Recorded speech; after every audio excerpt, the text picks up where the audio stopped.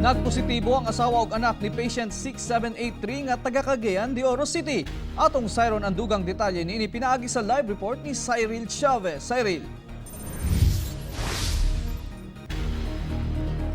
Yes, Real, nahimo silang close contact ni patient 6783. Kinsa namatay na sa milabay nga bulan. Samtang laing duha ka mga confirmed COVID-19 patient dinhi sa Cagayan de Oro City ang namatay.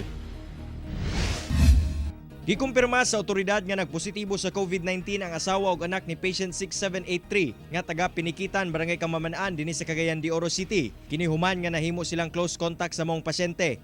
Namatay niadtong April 18 si patient 6783 nga usa ka 69 anyos nga lalaki tungod sa komplikasyon sa iyang balatian. Hinoon asymptomatic ang maong asawa ug anak ug anaa sa stable health condition.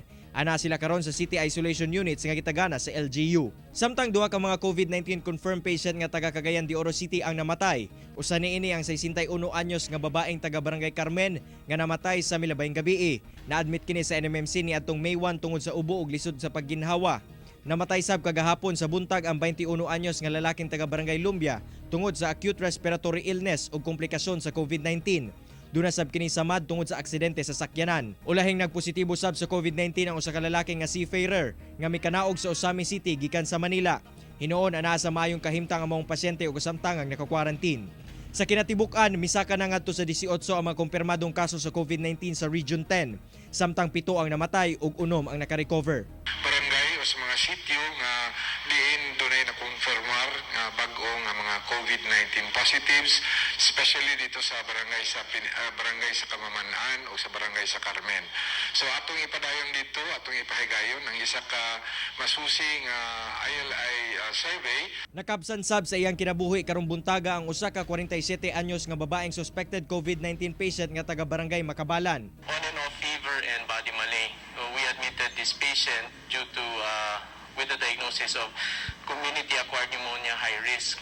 Patient also had kanang operation gyud sa iyang mattress.